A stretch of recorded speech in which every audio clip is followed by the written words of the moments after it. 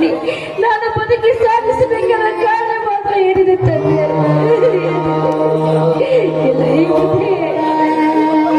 ಯಾಕಪ್ಪ ಈ ನನ್ನ ಬಾಳಿನಲ್ಲಿ ಎಂತಹ ಸಂಕೋಲೆಯನ್ನು ತಂದ್ಬಿಟ್ಟೆ. ಈಗಲೇ ನಾನು ಯಾಕಾದ್ರೆ ಬದುಕಿರ್ಬೇಕು, ಬದುಕಿರ್ಬೇಕು.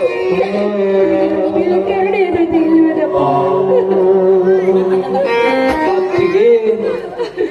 ವಿಧಿಗೆಲ್ಲಿದೆಯಮ್ಮ ಕರುಣೆ,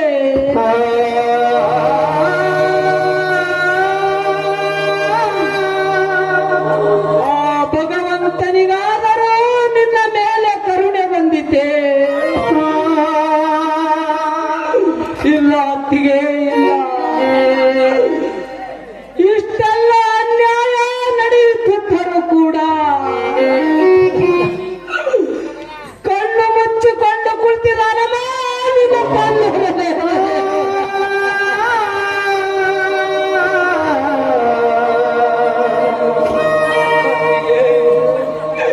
ನಿನ್ನ ದುಃಖದ ದಿನಗಳನ್ನಾದರೂ ನೆನೆಸಿ ನಿನ್ನ ಮೇಲೆ ಕರುಣೆ ಬಂದಿದ್ದೆ ಆ ದೇವರಿಗೆ.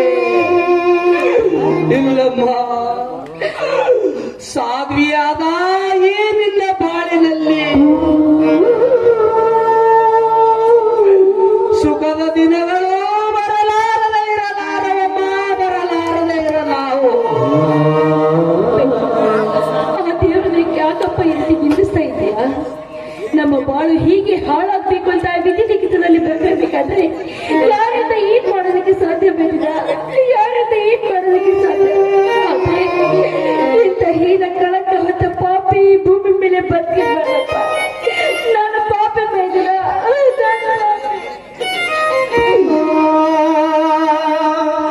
ಹೇ ತ್ರಿಲೋಕದೊಡೆಯನಾದ ಜಗದೀಶ್ವರನೇ, ಎಂತ ಗೋಳನ್ನು ತಂದು ಇಟ್ಟಿರೋ ದೇವ.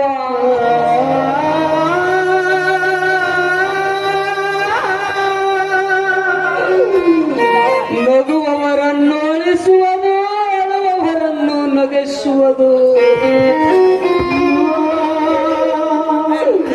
ಇದ್ಯಾವ ನ್ಯಾಯ ದೇವ ನಿನ್ನಲ್ಲಿ?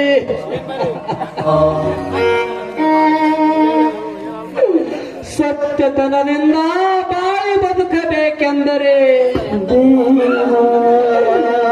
ನಾವು ಕಟ್ಟಿಕೊಂಡ ಕನಸು ನುಚ್ಚು ನೂರಾಯಿತು ಅತ್ತಿಗೆ, ನುಚ್ಚು ನೂರಾಯಿತು.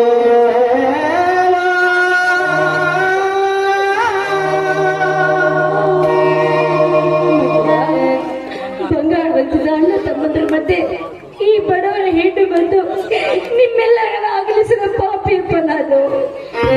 ಬಡವರು ಮನೆ ಹಿಂದೆ ಹುಟ್ಟಬಾರ್ದು, ಹುಟ್ಟಿದ ಇಂಥ ಪರಿಸ್ಥಿತಿ ಒಳಗೆ ಬರಬಾರ್ದು. ಇಂಥ ಕಳಕವನ್ನು ಹೊತ್ತ ಪಾಪಿ ನಾನು ಪಾಪಿ ಬೇಡ.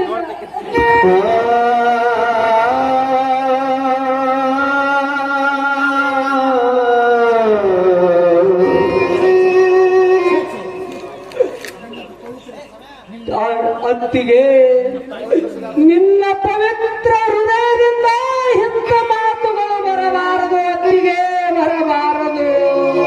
ಕೃಷ್ಣ ನಿನ್ನ ಸಂಸಾರವನ್ನೇ ಧ್ವಂಸಗೊಳಿಸಿದ ಆ ನೀಚರನ್ನು ಬಗ್ಗದ ಬಡಿಯಲಾರದೆ ಬಿಡಲಾರವಮ್ಮ. ಇಡೀ ಸಮಾಜದ ಸ್ವಾರಸ್ಯವನ್ನೇ ಹಾಳು ಮಾಡಿ ಇಲ್ಲ ಸಲ್ಲದ ಕೆಟ್ಟ ಕಥೆಗಳನ್ನು ಕಟ್ಟಿ ಅತ್ತಿಗೆ ಮೈದುನ ಅಣ್ಣ ತಂಗಿ ತಾಯಿ ಮಗನ ಸಂಬಂಧ ಎಂತ ಒಳ್ಳೆಯದೆಂದು ಎಷ್ಟು ಶುದ್ಧ ಕನ್ನಡಿಯಂತೆ ಪರಿವರ್ತನೆ ಎನ್ನುವುದನ್ನು ಈ ಸಮಾಜಕ್ಕೆ ನಾವು ಸಾರಿ ಸಾರಿ ಹೇಳಬೇಕಮ್ಮ ಅತ್ತಿಗೆ.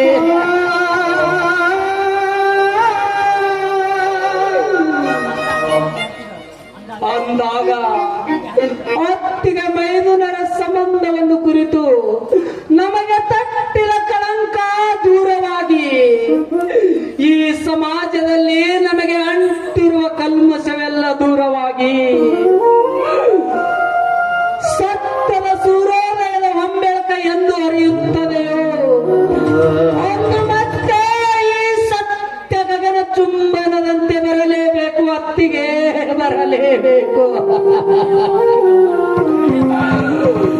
ನಡೆಯಮ್ಮ ಅತ್ತಿಗೆ ಹೋಗೋಣ ನಡೆಯಮ್ಮ ನಡೆ. ದೇವ ಶಿವಲಿಂಗೇಶ ನಿನ್ನ ಕರುಣೆ ನನಗಿಲ್ಲವೇ